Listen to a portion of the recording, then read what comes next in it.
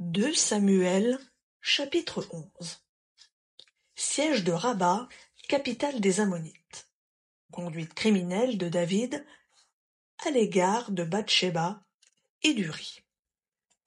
L'année suivante, au temps où les rois se mettaient en campagne, David envoya Joab avec ses serviteurs et tout Israël, pour porter la destruction chez les Ammonites et pour assiéger Rabba.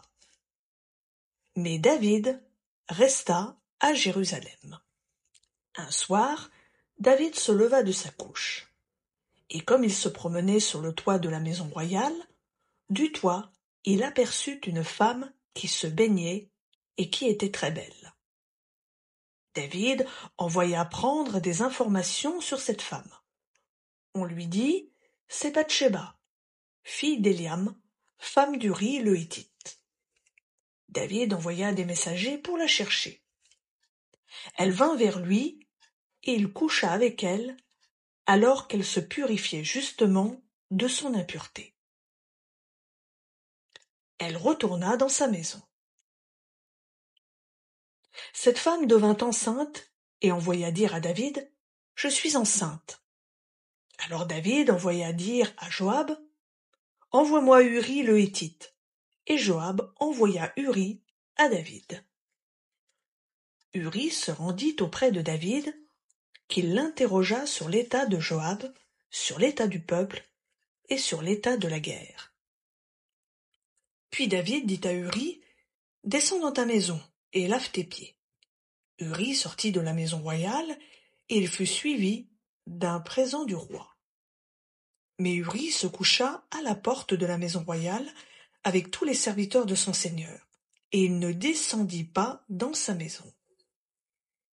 On le rapporta à David en lui disant « Uri n'est pas descendu dans sa maison. » Alors David dit à Uri « N'arrives-tu pas de voyage? Pourquoi n'es-tu pas descendu dans ta maison ?» Uri répondit à David « L'arche, ainsi qu'Israël et Juda, habitent sous des huttes.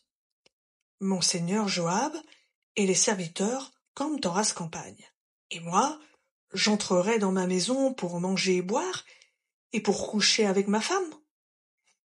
Aussi vrai que tu es vivant toi-même, je ne ferai pas une chose pareille. » David dit à Uri « Reste ici encore aujourd'hui, et demain je te renverrai. » Uri resta à Jérusalem ce jour-là et le lendemain. David l'invita à manger et à boire en sa présence, et il l'enivra le soir. Uri sortit pour se mettre sur sa couche avec les serviteurs de son seigneur. Mais il ne descendit pas dans sa maison.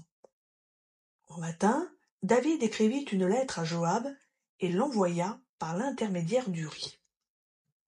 Il écrivit dans cette lettre « Placez Uri à la pointe du combat, le plus violent, et retirez-vous en arrière de lui, afin qu'il soit frappé et qu'il meure. » Joab, en observant la ville, plaça Uri à un endroit où il savait qu'il y avait des hommes vaillants.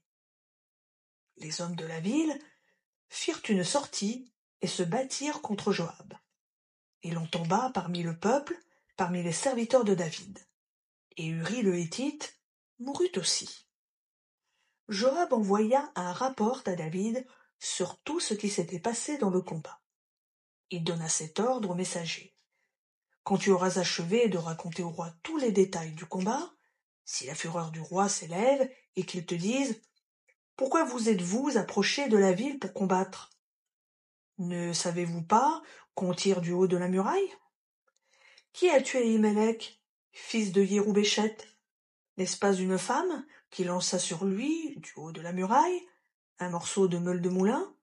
Et n'en est-il pas mort à Thébets? Pourquoi vous êtes-vous approchés de la muraille?